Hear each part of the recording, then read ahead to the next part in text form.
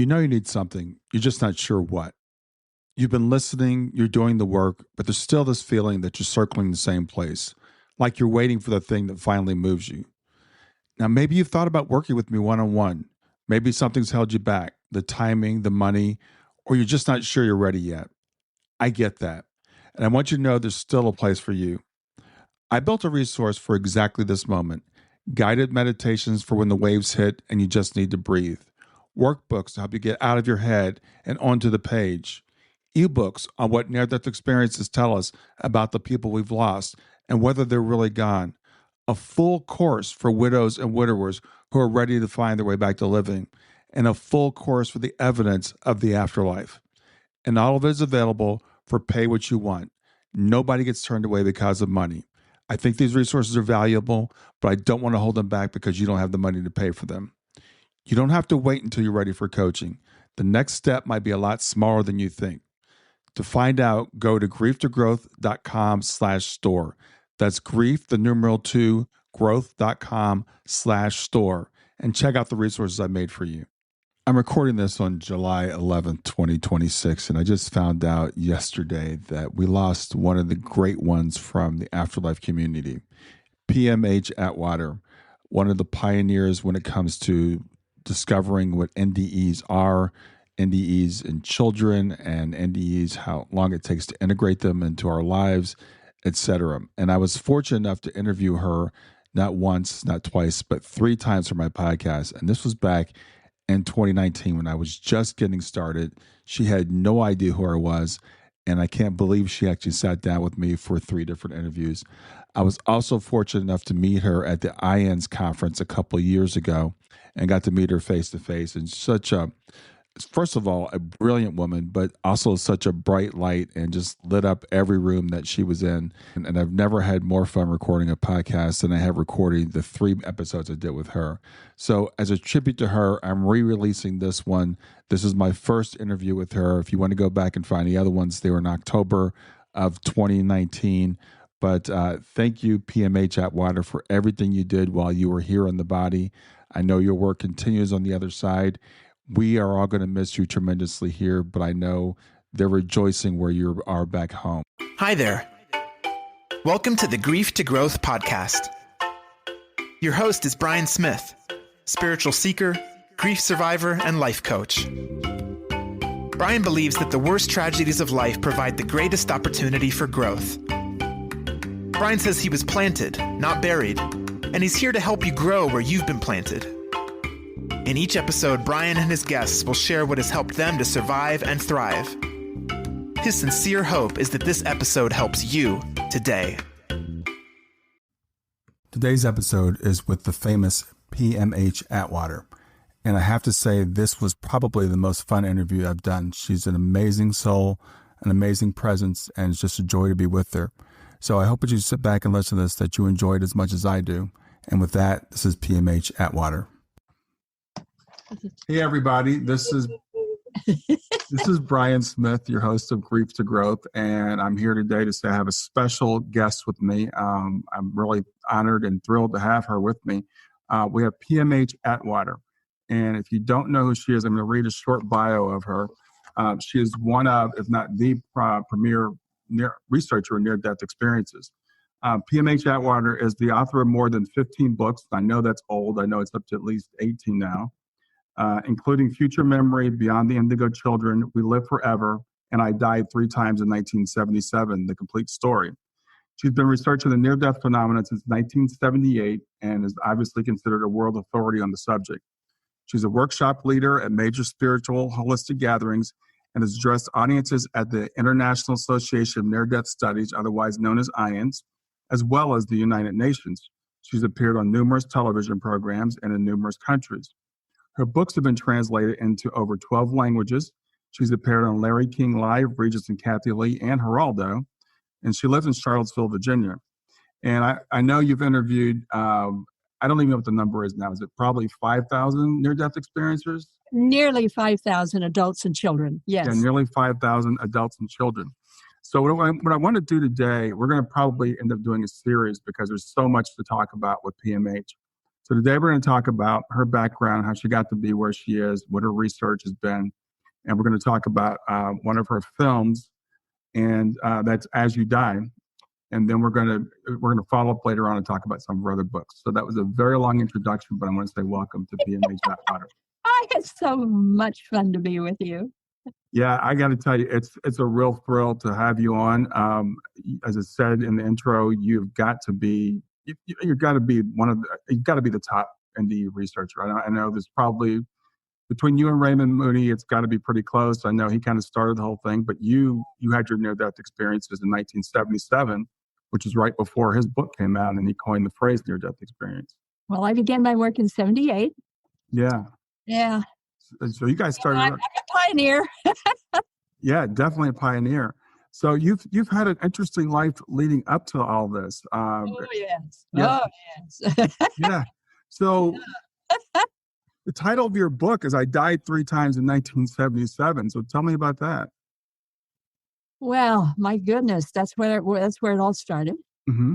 But let me backpedal a little bit Sure. here and admit some other things. I had a very unusual childhood. When I reached adulthood, I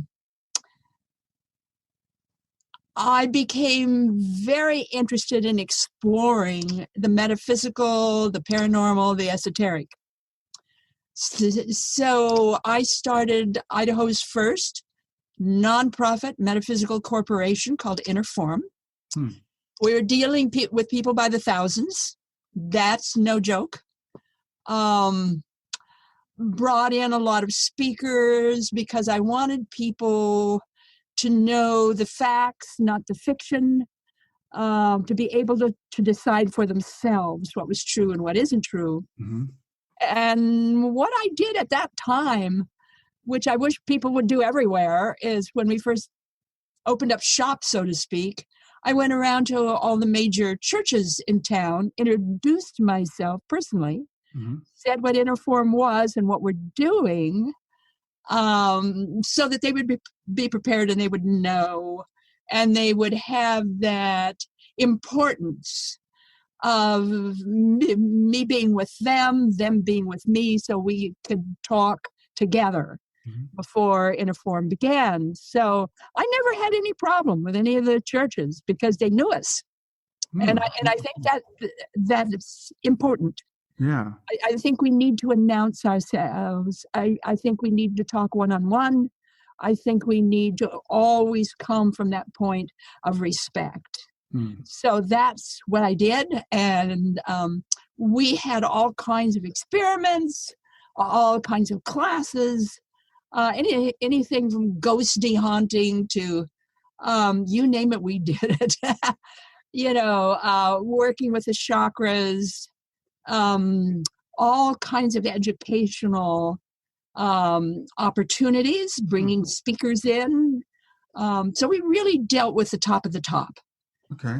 And I'm very proud of that. I'm very proud that for well over a decade, Inner Form was very active in Boise, Idaho. I lived in Boise, Idaho, and we established a lot of groundwork. Well, after all of that, I reached the point where I was kind of getting not really bored with the subject, but feeling a need to move on and do something else. Mm-hmm.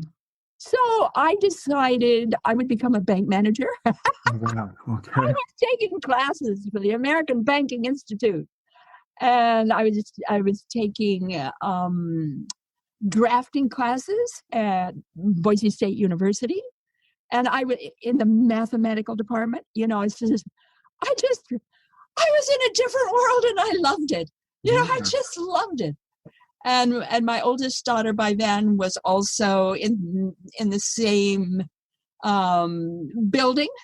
Mm-hmm. And so we could walk, down the hall together, mom and daughter, studying math and higher principles. And I just thought that was super cool. I loved it. Yeah. And then I was raped and became pregnant, and all of the deaths everything followed. Hmm. So I died 3 times in 1977 within 3 months. The first was January 2, then January 4, then March 29, and that fall I had 3 major relapses, one of which was total adrenal failure. I was working at the time with a blood pressure reading of 60/60, which means I wasn't doing too good. Yeah. And the whole process of all of that, I had to relearn how to crawl, how to stand, how to walk, how to tell the difference between left and right, how to see properly, hear properly, and rebuild all my belief systems. So, 1977 was just a year of a lot of work and a lot of facing issues. Like, for instance, one of them was fear. Yeah. Even though I had these 3 near-death experiences, and you're certainly facing what you learned and what you faced on the other side in different places. I think one of the big things that near-death experiencers face, whether they admit it or not, is fear. Yeah. And I was facing a lot of fear because my right leg was dragging. I wasn't getting well. I was doing everything the medical community told me to do, and it was bombing. It was working badly. And I was really jealous of other people who could walk and could handle themselves well. Yeah. And it was just a very frightful time. And you're gonna love this. Friends of mine recommended that I read 2 books, and the Hobbit, and I'd never heard of Tolkien. Right. Hobbit, and then the Lord of the Rings and the whole Ring trilogy, and then Dune by Frank Herbert. Yeah. And those 2 books, Dune and really the Ring trilogy, saved my sanity and saved my life. Really? How's that? Because I became the people in the books. Oh. I became all of the people in the books because I was going through what they were going through. I mean, I was fighting for my life. Mm-hmm. And so what they went through literally was what I was going through. And the Dune trilogy, that too, that's another Christ story. If you haven't ever read the first book and even after that, it's another Christ giving us another way of viewing the Christ story. Mm-hmm. And in that book, and I don't know why I did this, but I did. When they're talking about the witches, which is a group of women who could control things with their mind, they had the litany of fear. And that litany, I mixed up and changed. Why I did that, I don't know. But I reformed and recreated the litany. Wow. And my version of the litany just made such a difference, and I pass it on to everybody else. In fact, in some of my books in the back, I give my version of the litany, and it goes like this: fear is the mind killer. It is the little death. I will pass through my fear. It will go around me and through me. And when it is gone, I will remain. Wow. Yeah, I like that. And I would chant that. I would chant that sometimes by the hour. because that gave me courage. That told me and showed me that anything that happened, I could pass right through it and come out the other end. Wow. There was so much courage in that. Yeah. So I pass that on to your listeners, that the litany of fear it's just so valuable. And there for a while, at first, the only logical phrase I could say is God is. And I would chant it. I would chant it over and over and over again, sometimes by the hour, and it kept me sane. Wow. It just kept me sane, because when you've had near-death experiences, irrespective of the physical cost involved, and in my case, that was quite substantial. Right. You're dealing with where you were versus where you now are. Yes. And the conflict or the change or the challenge between the two. Yeah. And for me, that was quite substantial. Stay with us. We'll be right back. Did you know that a new survey reveals that 23% of Americans have had a near-death experience, or NDE, and 35% know someone who has? This phenomena is more common than we thought. This August, 1,000 people are expected to gather for the International Association for Near-Death Studies annual conference in Bellevue, Washington, August 26th through 30th.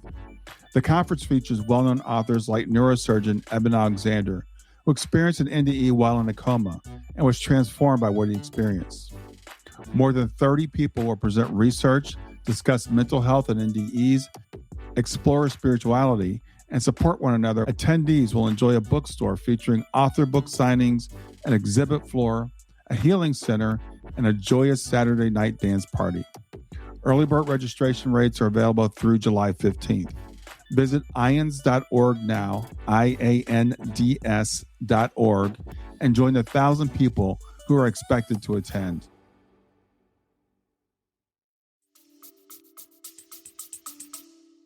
Yeah. So, for our listeners, could you tell us about your experience, your near-death experience? Stay with us. We'll be right back. Did you know that a new survey reveals that 23% of Americans have had a near-death experience, or NDE, and 35% know someone who has? This phenomena is more common than we thought. This August, 1,000 people are expected to gather for the International Association for Near-Death Studies annual conference in Bellevue, Washington, August 26th through 30th. The conference features well-known authors like neurosurgeon Eben Alexander, who experienced an NDE while in a coma and was transformed by what he experienced.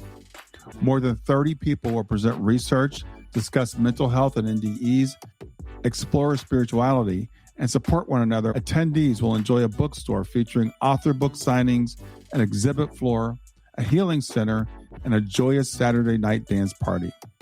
Early bird registration rates are available through July 15th. Visit IANDS.org now, IANDS.org, and join the 1,000 people who are expected to attend.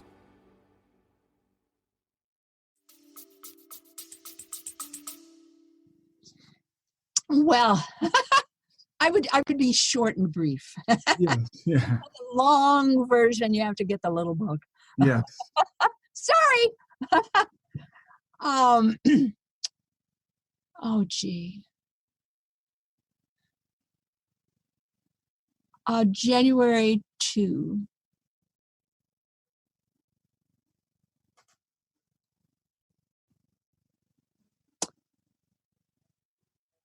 I woke up needing to go to the bathroom immediately, right away. Made it to the bathroom, sat on the toilet, and that's where the miscarriage occurred. Hmm. And the next thing I knew, I was up on the ceiling looking down. And I was confused by the difference in ratio of air and space. In my case, the light I went to was the bathroom light, and it was on. And I kept bumping into that light bulb as if a moth drawn to a flame. I just kept bumping into it. And I kept wondering thoughts, what am I doing up here? Why do I keep bumping into the light bulb? What's going on down there? And when you die, you don't become someone else than you were, you are. And I've always been rather neat. And so when I saw that bloody body on the floor, it's just, there's no way I was going to own up to that. I mean, just no way. I didn't care about that body at all. Yeah. That's bloody mess. pretty common, right? Body. Yeah. I just cared about why I kept bumping in that light bulb, and why suddenly there were all kinds of blobs forming in the air. When I say blobs, I mean like an ink blob, only fully dimensional. And they were kind of gray and funny looking, and I didn't like them. And the more I questioned where I was and what was going on, the more blobs there were. And there were more and more and more and more. Suddenly, there was a snap. And I was snapped back into my body, entering through that soft spot on the top of our head when a babe, and feeling the need to shrink and be pulled back down into my body. Because I was bigger out of the body than I was in the body. So I had to shrink to fit back in. And then again, you don't become someone you're not. I mean, the first thing I did was clean up the mess. I mean, I did that. I really did. Pain and all, you clean up your messes. And stuffed myself with as much cotton and blankets and sheets and towels as I could, gathered up every blanket I could in the house, and went to bed, and propped up my legs as high as I could get them. Wow. And just went to bed. For me, and went to sleep. And for me, that's normal, because I'm a cop's kid. I was raised in a police station. And we lived outside of town, Twin Falls, Idaho. And they would use that field outside my bedroom window as their gunnery range. And I never, ever in all the years, ever heard a single shot. I thought my dad was kidding me when he said they were all practicing their skills outside my bedroom window. I thought he was lying to me, because I never heard a single shot. So that I'm the kind of individual that when I go to sleep, that's it. I'm gone. Forget it. It doesn't matter what's going on. I'm gone. And the next morning, my oldest daughter, Natalie, woke me up and said, should I call in to the office and say you're not feeling well? Yeah. Because the girls had been gone when all this happened. They came home, and I was asleep in my bed, so they didn't bother me. So that next morning, Natalie said, should I call in? I said yes. And after the girls left for school, it just occurred to me, maybe I should go see a doctor. Yeah. For an Idahoan, you've got to realize in Idaho, especially southern Idaho, and especially where and when I was raised, you do your own thing. Right. If you need medicine, you do that yourself. You don't go running to a doctor. If you need help in any way, you take care of that yourself, or you go to neighbors. Again, you don't go running to some state authority. Right. Oh, some county commissioner. You do it yourself. You can your own food, you bake your own bread, on and on and on. I even made my children's own clothes for 1 year. After that, I didn't like doing it. But anyway, but I can food to the tune of maybe 300 quarts and pints per year, bake my own bread. I mean, that's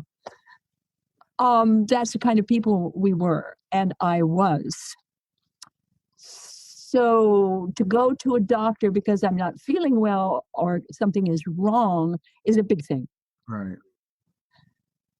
And I got into my car. How I started it and drove it, I don't know.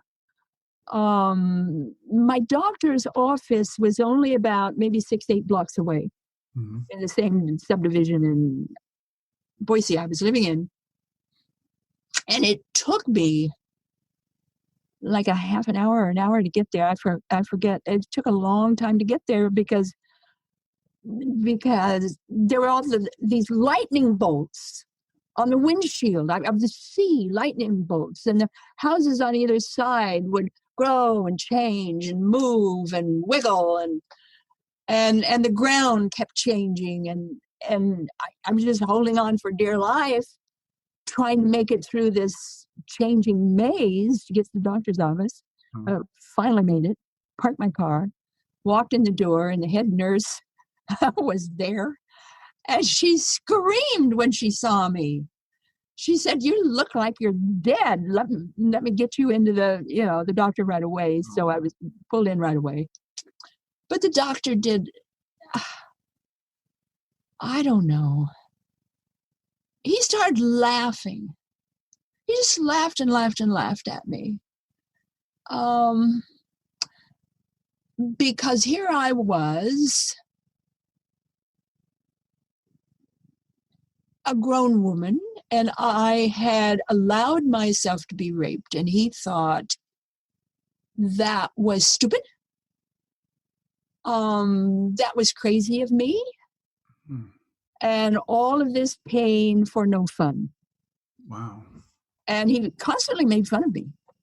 He finally gave me a shot in the right thigh vein that he really shouldn't have.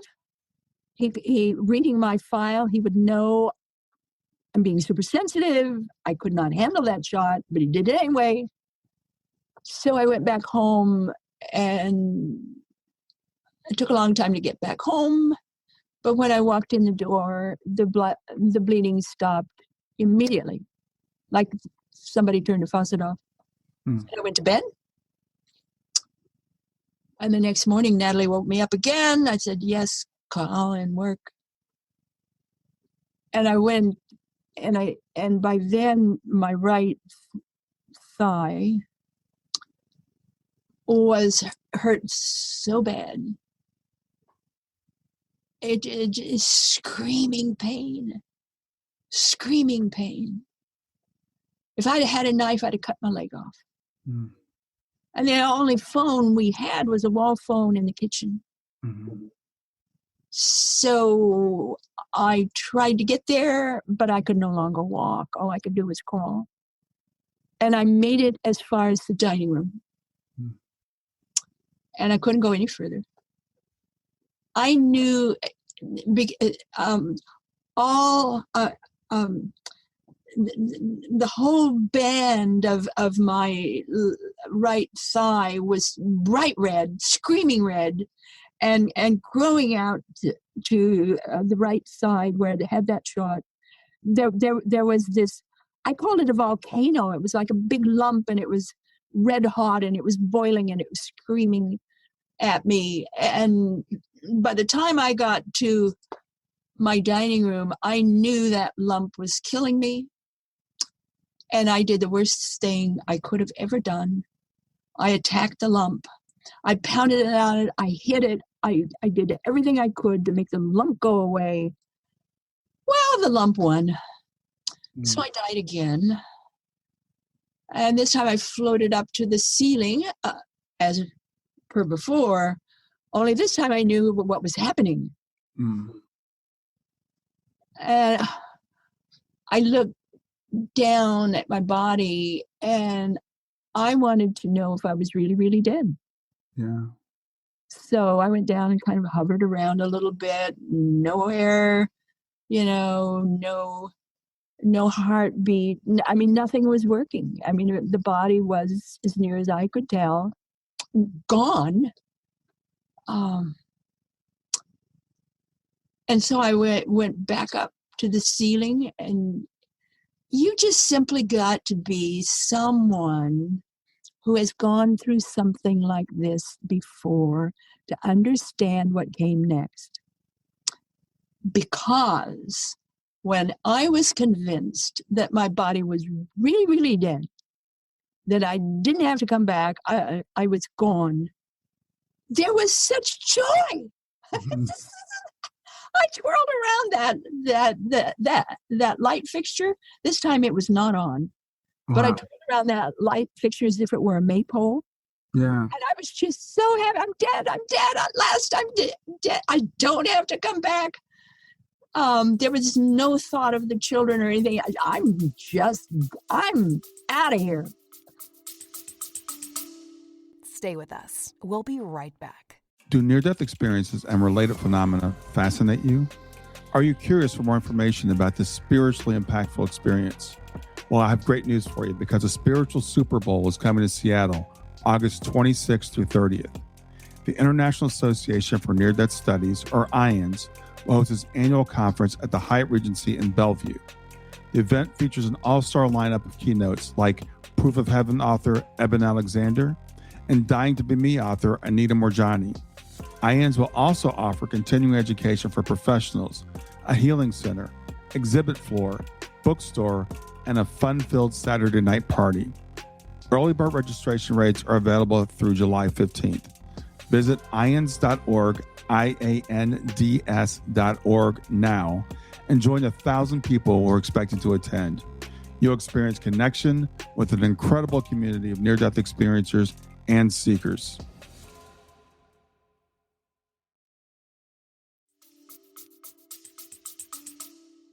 I want to say, this was in 1977, right? So this is before anybody ever heard about a near-death experience. There was nothing in the literature. So your experience... Well, it had been out since 1975. Oh, is it? Okay, because... Yeah. So some people knew about it, but I didn't.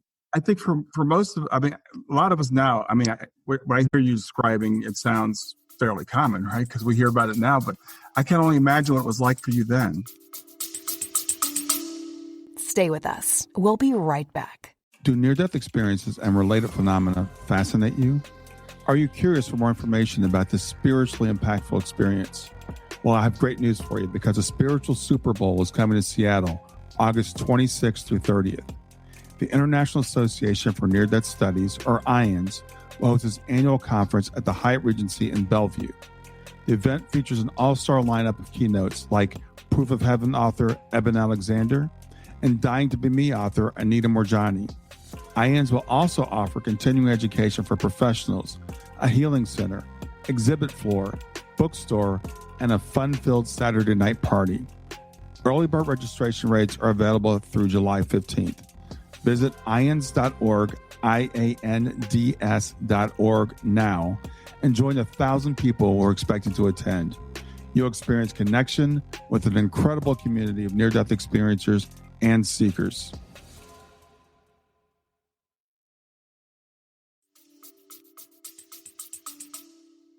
Oh, it was just so thrilling. I'm sorry, it was thrilling.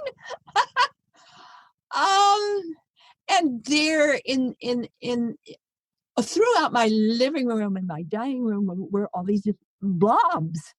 There were blobs again, only this time they were translucent and translucent, and they were beautiful and they were lovely. And I caught on. The blobs were thoughts. Oh, wow. Thoughts really are things. Wow. I didn't know that. I kind of knew that from previous studies, but here for me, was proof, absolute proof that thoughts are things. Wow. So I began then to wonder, Could I create with my thoughts? Could I make things? Could I do things? And while I was thinking that, the whole span changed. I didn't leave. I was still there by the light fixture. But something above just came down and enveloped me and my room and my home, and I was elsewhere. And it was a very dark, black world, but it was fascinating to me. It was just utter black, dark, yet, I mean, nothing was there. Nothing, dark, black. But yet, there was the presence in that darkness of every thought that had ever been said, every deed that had ever been done, everything that had ever happened, plus everything that ever would be said or would be done or ever would happen. And the only thing I could think of to call it was the void. Yeah. And the void was just so pregnant with everything. So I went through various creation exercises. That's a good word to put it. And then later on, I was met by Jesus. Jesus came. And it wasn't any need to bow down. But my elder brother, whom I hadn't seen in a long time, and I ran to him and hugged him, and there was just so much. He laughed and I laughed, and there was so much joy. And then my loved ones who had previously died came, including a grandfather. I never would have had any opportunity to know him or what he looked like or anything else, because back in my day, I was illegitimate by birth. Back then, that was a crime. You didn't talk about children born out of wedlock. But I was one of those babies. So I never had an occasion to ever know really my dad, or later on I met him, or his dad. I did have an occasion to meet his mother, whom I loved dearly. But I didn't know this man. And he came up to me and he introduced himself to me, said who he was. And in our dialogue together, I could see traits I had that I couldn't place anywhere else in the family. It's like, where did that trait come from? Wow. But yet it came from my grandfather, my paternal grandfather. And I just like, oh boy, this is rich. Woohoo! This is good to know this. And then there's a life review. And for me, it was, Jesus left, my loved ones left, and I'm in this life review. And for me, it was a review of every thought I had ever thought. Wow. Every deed I had ever done. Everything that had happened to me in my life since birth. Plus the effect of my energy, my being, whatever I had said, all that I was, on anyone who ever passed me by on the street, on the soil, on the water, on the plants, and on the air. I got the total gestalt of my ever having existed in the earth plane. Wow. And to me, that was hell. Oh, wow. Really? That was hell in the sense that I never knew we were responsible for that much. Wow. I'd never been told that. I mean, if you do something wrong, you get slapped, you know, whatever, you learn that, but I didn't know that we were completely responsible for all that we are, all the time. Wow. That's deep. For the whole world. Yeah. And that was just heavy. So I forgave myself. I did. There wasn't some heavenly host that forgave me. Mm-hmm. I forgave myself because with all that I had, quote unquote, done wrong, I had done something wonderfully well. And that was, I was a doer. Mm-hmm. I was the kind of person that if something needed to be done, I just simply did it. Yeah. And, nobody had to ask me to do anything. I just got up and did it. Yeah.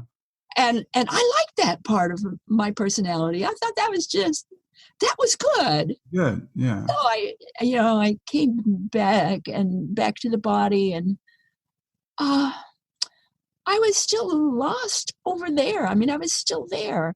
Most near-death experiences, when they come back, are not really back. Yeah. It takes a while. Yeah. I certainly wasn't back. Yeah, I know it takes a while. And the thing is interesting because you started your work not too long after that, but you say most near-death experiences take a while, even up to years, to integrate their experience. Oh, the average adult takes 7 to 10 years. The average child takes 20 to 40 years. Right. Adults integrate, children compensate. Mm-hmm. So it takes them a long time. You came back and you went through this fear you talked about, but then you very quickly turned that into what's become your life's work. Well, that was because of my third near-death experience. Okay.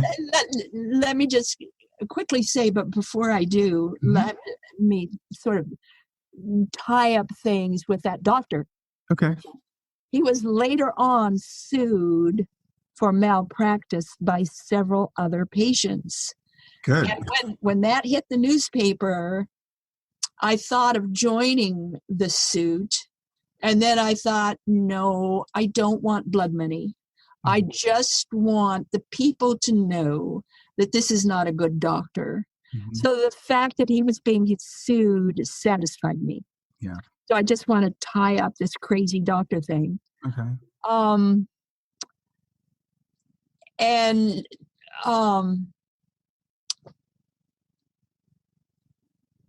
It's important for me to note something before I talk about the third near-death experience, and that is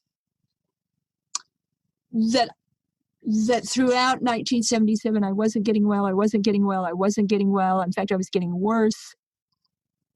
And so I did something very, very daring for me. I pulled myself out of the allopathic world, that is to say, no more MDs, put myself into the hands of a naturopath who was very skilled in homeopathy and life cell, and a very, very skilled man, Dr. William G. Reimer, no longer with us, but he was a giant.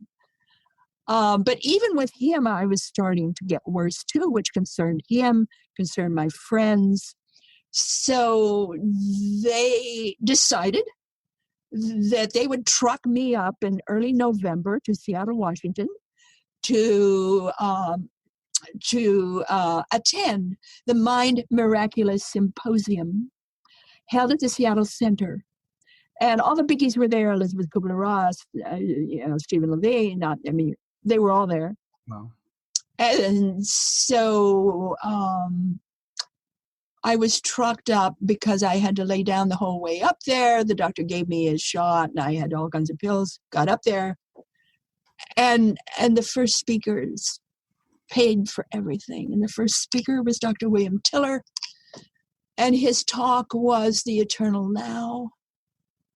And I couldn't tell you really a thing the man said, except toward the end of his talk, he felt that simultaneity, that everything happens at the same time in the same place, could be proved mathematically with physics, and that it could be diagrammed. So they had a huge giant screen there. So he flipped up on that huge giant screen exactly what I saw and felt and did in my third near-death experience. Wow. And I jumped up out of there and ran for the foyer, collapsed under a light, and just kept saying, curled up and saying, he saw it too, I'm not crazy, he saw it too, I'm not crazy. And from then on, got well just lickety-split. Wow. And you see, the reason I wasn't getting well is because I thought I was crazy. Right. And I needed someone like Dr. William Tiller, not a doctor, not a nurse, someone like Tiller to say to me, no, you're not crazy. Wow, that's amazing. And he did that in essence with his talk and that incredible diagram. So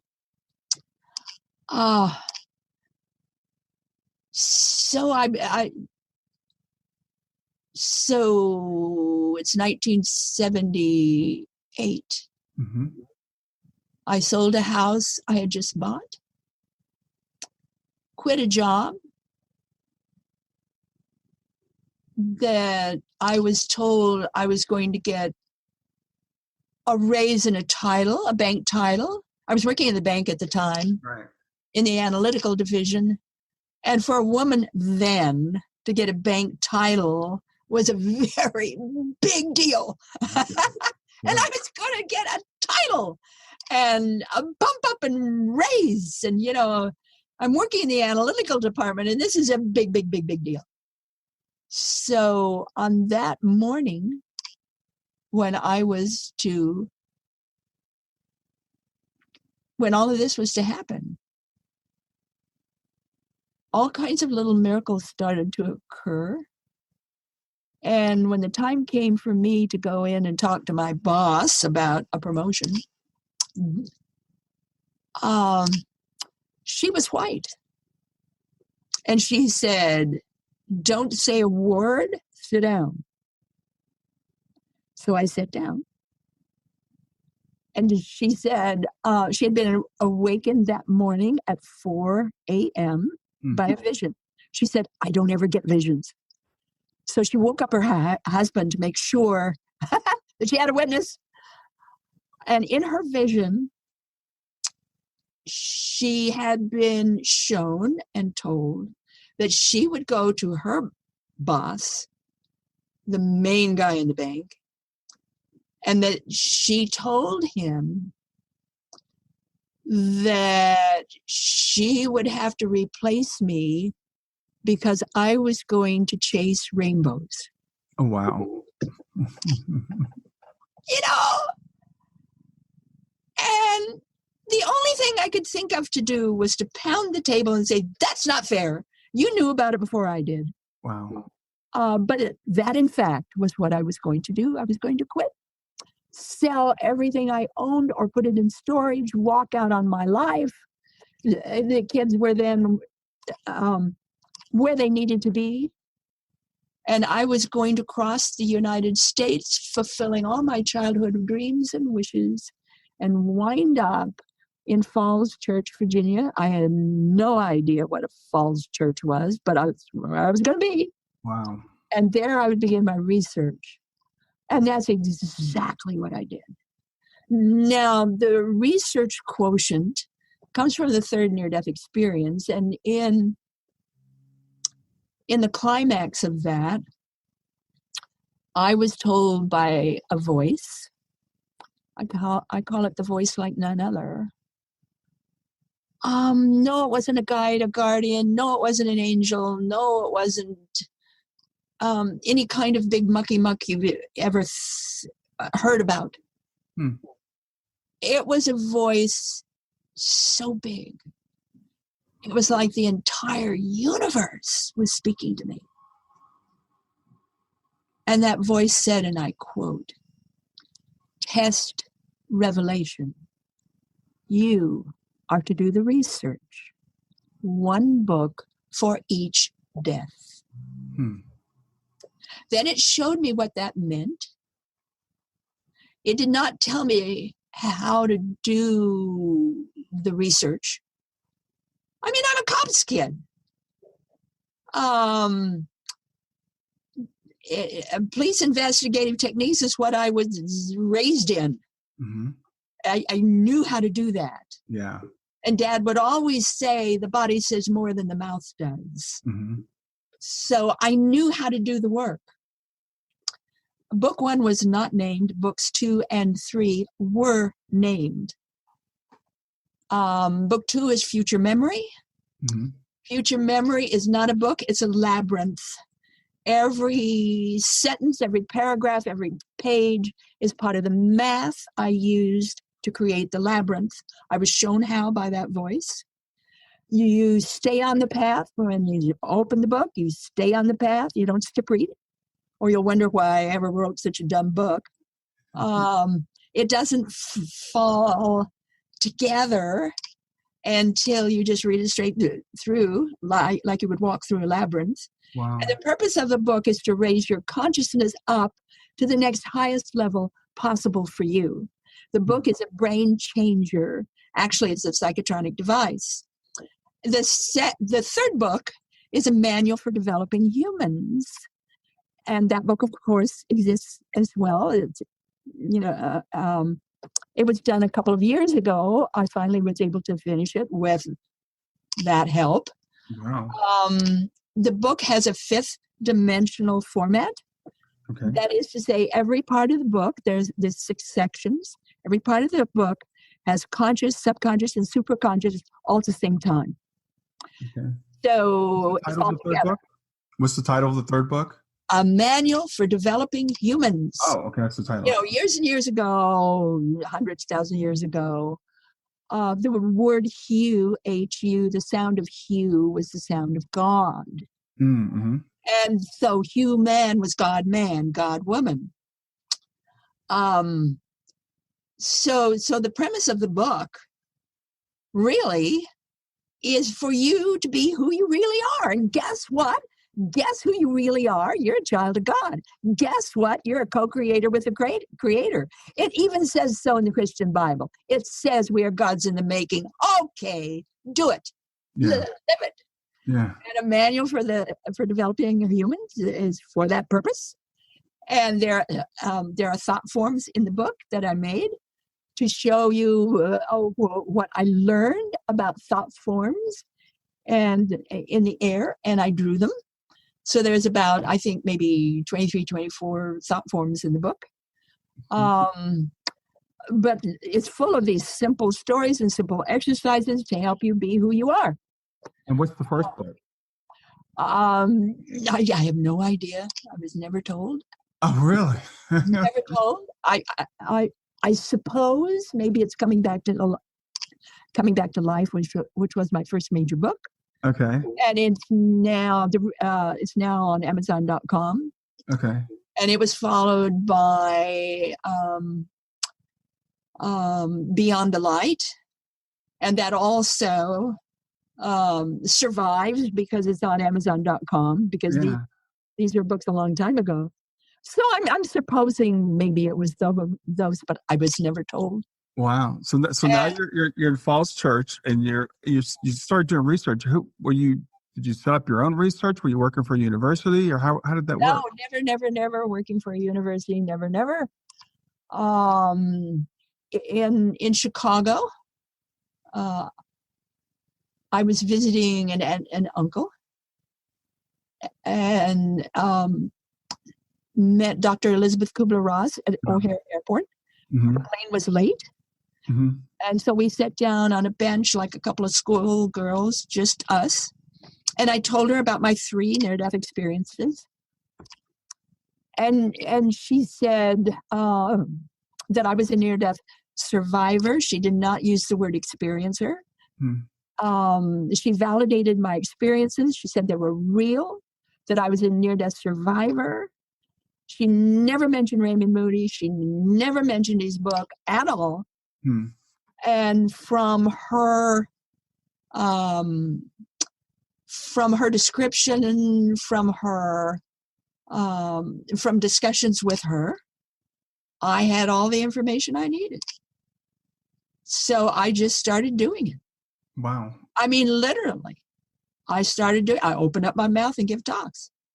And that's where I started meeting other near-death experiences. And I watched them, I studied them, I listened, I asked questions, wrote it all down. And starting with dozens and then hundreds and then thousands. I did it on my own pocket. Wow. To begin with, I gave psychic readings or rune castings because that paid for my early research. Wow. So the reason I did them, it paid for my early research. No, it's all under my own pocket. Wow. I'd get little jobs to pay for it. So were you trained in research techniques and data analysis or?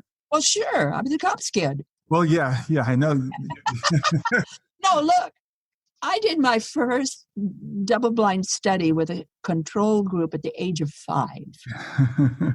I was one of these people that was spooky and snoopy, and I was always trying to define what things are and how things connect. Being raised in a police station, the room where they interrogate, the individual who has a problem. In those days, they had the old-fashioned skeleton keyhole, which is a really big keyhole. Yeah. And I wasn't that big, so I could just stand up to the keyhole and look inside and see and hear everything that was going on inside. And always the person inside would say, well, I just knew if I went with these people, there would be trouble. Or I just knew if I opened that door, and on and on and on. And me, this little kid, listening and watching, I'm thinking to myself, well, if you just knew, why did you do it? Right. Why did you open that door if you knew you'd have trouble opening that door? So I grew up thinking all adults were stupid, and I was never going to be an adult.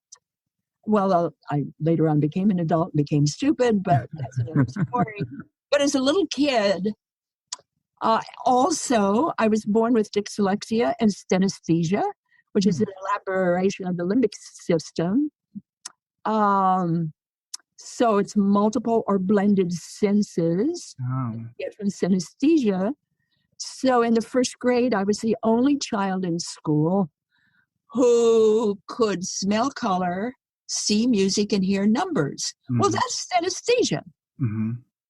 But in those days, they thought I was a liar. Right. And I spent most of the first grade on a tall stool in front of the class, having to wear a tall conical hat that said Dunstan on it, as a bad child who told lies. The principal called my mother to school twice to get me kicked out of school. That didn't work. I stayed the full year. But, I mean, I just can't begin to tell you what the nightmare the first grade was. Yeah. Plus, that's the time of Pearl Harbor. Yeah. And, I'm walking to school, and it's a long blocks to school, and people would have gold star decals in their front window, because then if someone died in the war effort, you were given a gold star decal and you put it up on your window. And easily half of the homes on the path I walked, little Twin Falls, Idaho, easily half of the homes had gold stars. And this one home had 6 new gold stars overnight. And I just stood there and I sobbed and I sobbed and I sobbed. I don't recall a single morning in all of first grade when I didn't have to stop my tears and stop my shudders just to walk in the door of my first grade classroom. Yeah. So for me, the first grade was just one horrible nightmare.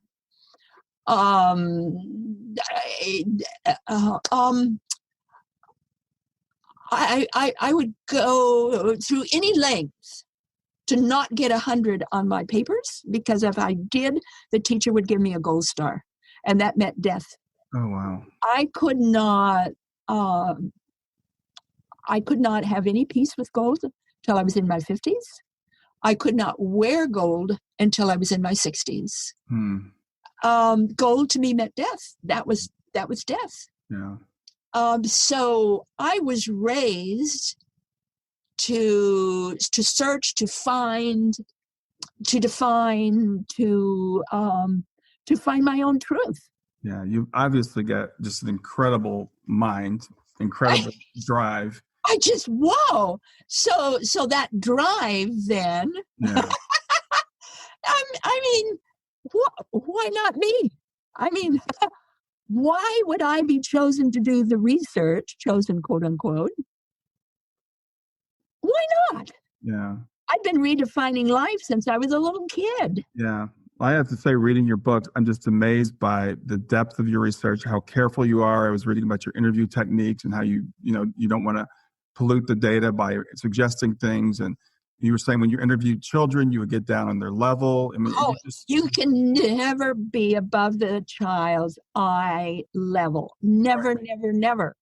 Right. If the kid is little, guess where you are? Yeah. You're on the floor. The floor, yeah. Well, let's. I could talk to you all day about your life, but we're going to do a couple. Let's talk about As You Die. We're going to do a couple more interviews. So let's talk about As You Die. Fascinating film. I'm going to hold it up right now. Yeah. Can everybody see this? As You Die. I Know That You Live Forever. It's available on DVD. And I've got to say, as I was watching, I didn't know what to expect. And it's a film for people who are actively dying.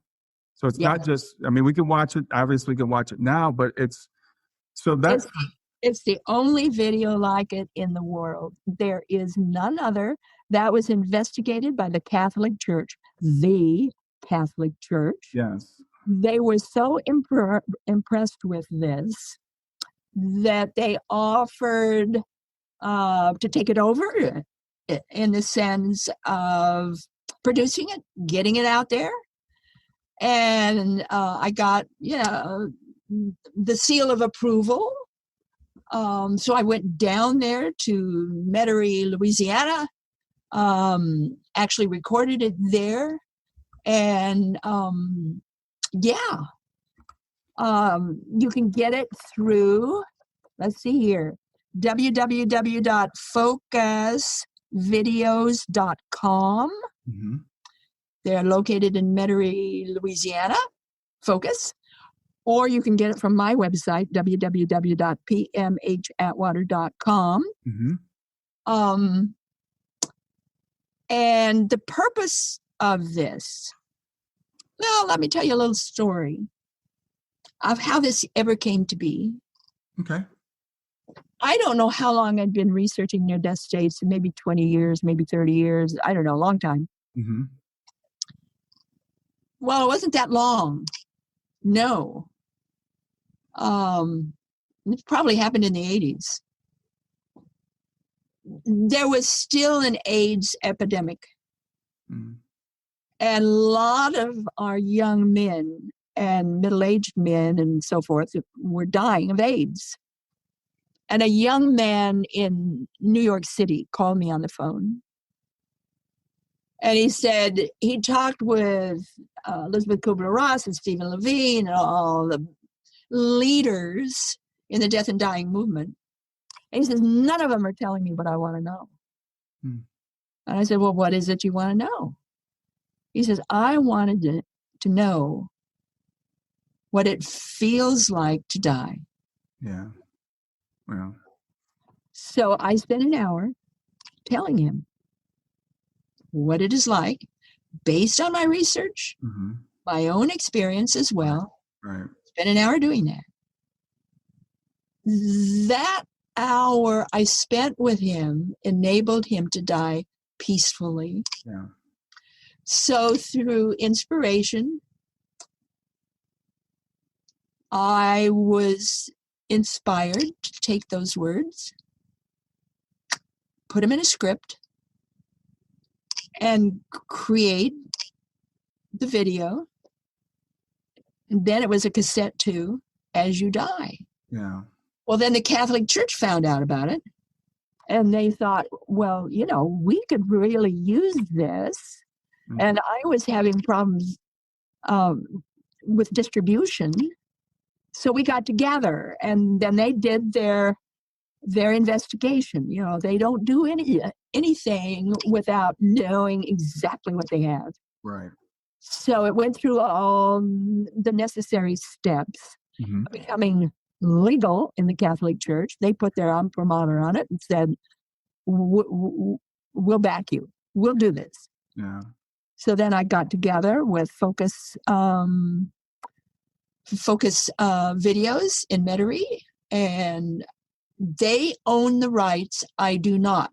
Mm-hmm. I'm able to sell it, but and keep a little bit of money. Mm-hmm. But whatever they sell, I don't get any money from that. Okay. And I'm at peace with that. I'm good with that, because they're a great group. They're doing great things. And the fact that I'm not Catholic, so what? They're a great group. Yeah. And I will do everything I can to assist them and help them.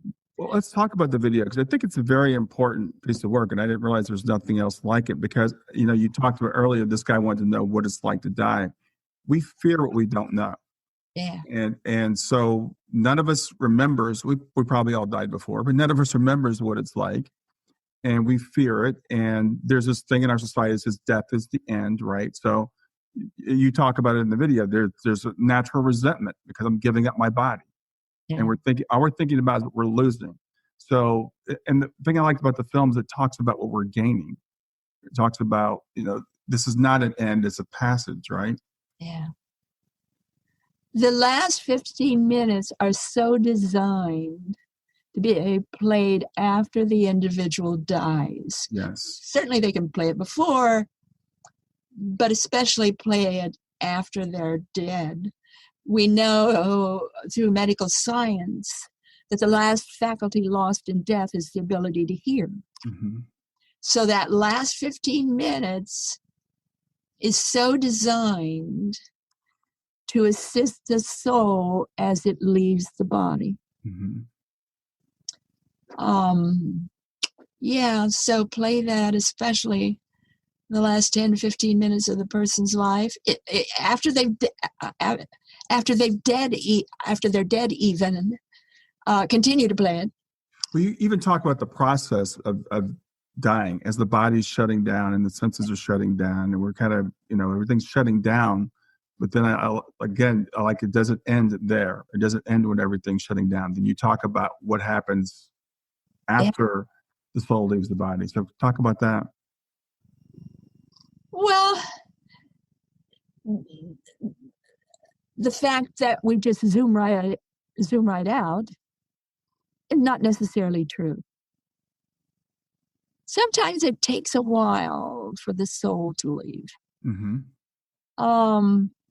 It takes a while sometimes for the individual and the individual soul, the individual as a soul, to realize they can leave, that it would be good to leave, that it's their time to leave, and that it's okay to leave. Mm-hmm. There's a lot of emotions in that. There's a lot of memories. There's a lot of attachments. Mm-hmm.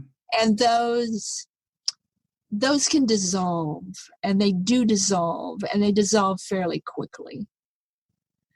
And the more the soul becomes aware of itself as a soul, the more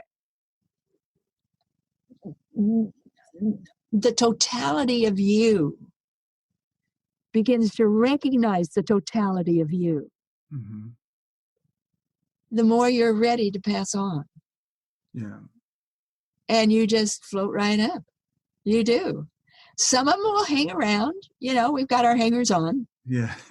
Once they're gone, they may still hang around, That might be ghosts, what we call ghosts that, are haunting various houses or graveyards. Some of them will stay for a while, maybe years, in fact, to aid and assist, the loved one who still remains. Yeah. I know Whitley Strieber, who's a good friend of mine. I knew his wife Anne, and she's dead like maybe 12 years or more. And I just did his show last week, and she's still around. She helps him. She has helped him all this time in his radio show and everything he does. She's around to give him advice and give him encouragement. And it's such a wonderful partnership. And you do get this. It's not a man who's hanging on or depending on his wife. No, it's just friends. Yeah. But some of them just leave. And they're anxious to go elsewhere. And who's to say how many elsewheres there are? Right.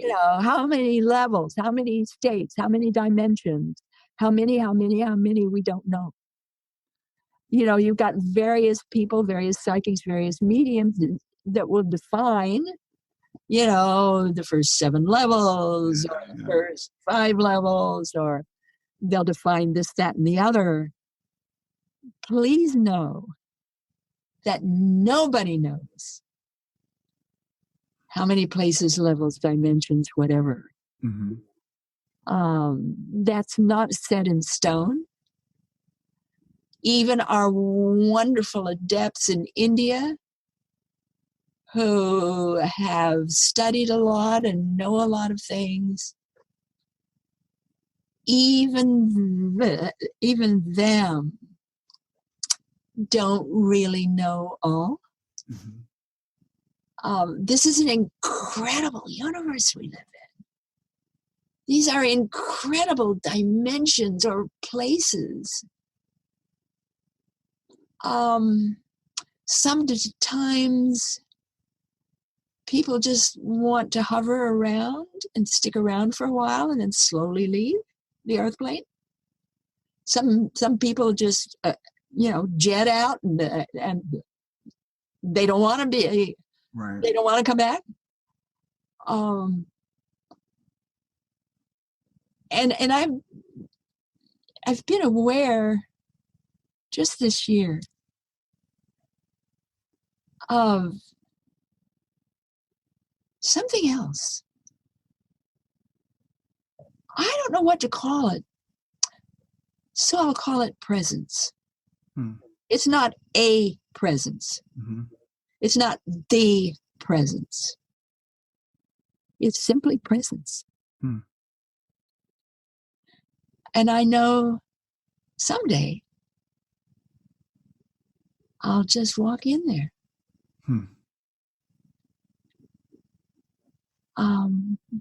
And I'll be gone. Wow. And there's just something incredibly wondrous about presence. Yeah. Well, I want to about the film, because I want to talk about the film. I want to let people know it's not just for people who are actively dying. I think anybody that fears death, anybody that's curious about death, if you've got a loved one that's dealing with a terminal, we're all dealing with a terminal disease. It's called life.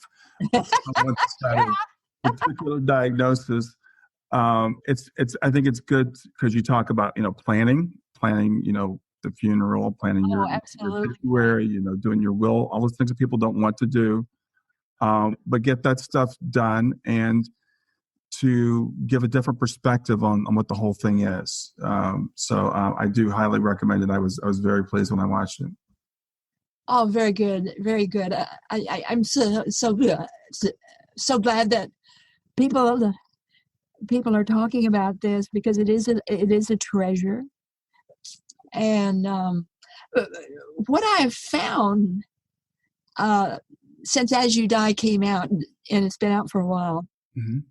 is that some people who have lost their loved one, maybe a year or more, will buy it and listen to it and have such comfort Mm-hmm. in listening to it, Mm-hmm. even though the loved one passed on a long time ago. They buy it for them. Right. Not that they're going to die pretty soon, but for the comfort it brings them. It's just, they talk about a good death. Well, any death in a way is an opening to something else. Right.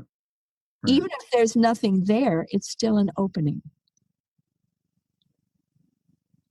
And sometimes that's pleasant and sometimes it's not pleasant, but it's still an opening. And it's an opening to something more. Mm-hmm. And if we embrace that, then it can be joyful. Mm-hmm.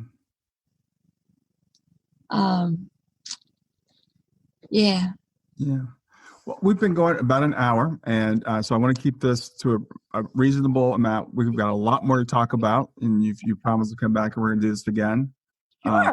In about a week, actually. So I want to say thank you very much. I feel it's a true honor, getting a chance to meet you and just to experience you and to see the joy coming through you, and it's just amazing. So I appreciate you being here. Well, it's my honor as well to share this, and especially As You Die, the video.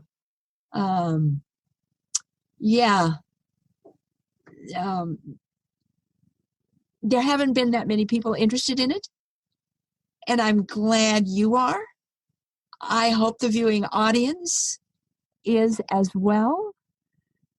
It's a very valuable piece of work.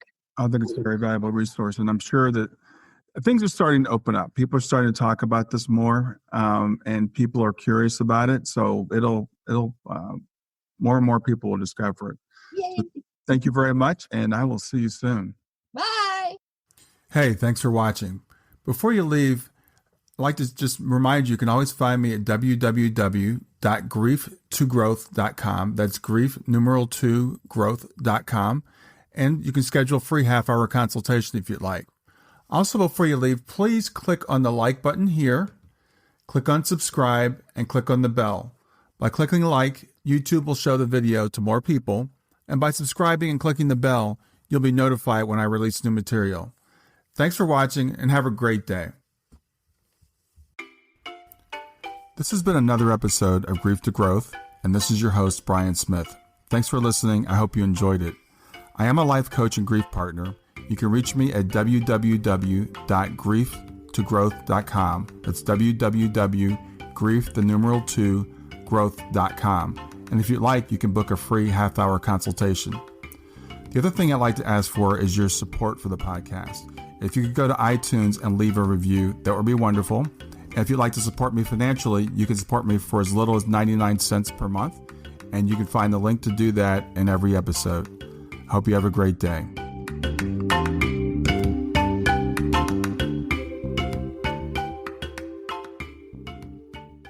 One of the hardest things about grief, most of the people in your life just don't get it. They want you to be further along than you are. They get uncomfortable when you bring it up, so you stop bringing it up. And that's why I started writing. My Substack is where I go deeper, thoughts I don't always get to in the podcast, essays on consciousness, on continuing bonds, on what it actually means to carry a loss and still build a life. The stuff that used to keep me up at night, written out in a way that I hope meets you in the morning. But here's what I didn't expect when I started it. The community that showed up. People who are doing exactly what you're doing. Listening, learning, trying to find their footing. Readers who comment, who share their own stories, who remind each other that none of us are as alone in this as we feel. And that's what the Substack has become. A place to go deeper with me and to find your people. It's free to subscribe. Find me at grieftogrowth.com/Substack. That's grief, the numeral 2, growth.com/Substack. Or just go to Substack and search for Grief to Growth. I hope to see you there. You know, one of the hardest things about grief, most of the people in your life just don't get it. They want you to be further along than you are. They get uncomfortable when you bring it up, so you stop bringing it up. And that's why I started writing. My Substack is where I go deeper, thoughts I don't always get to in the podcast, essays on consciousness, on continuing bonds, on what it actually means to carry loss and still build a life. The stuff that used to keep me up at night, written out in a way that I hope meets you in the morning. But here's what I didn't expect when I started it, the community that showed up. People who are doing exactly what you're doing, listening, learning, trying to find their footing. Readers who comment, who share their own stories, who remind each other that none of us are as alone in this as we feel. And that's what the Substack has become, a place to go deeper with me and to find your people. It's free to subscribe. Find me at grieftogrowth.com/Substack. That's grief, the numeral 2, growth.com/Substack. Or just go to Substack and search for Grief to Growth. I hope to see you there.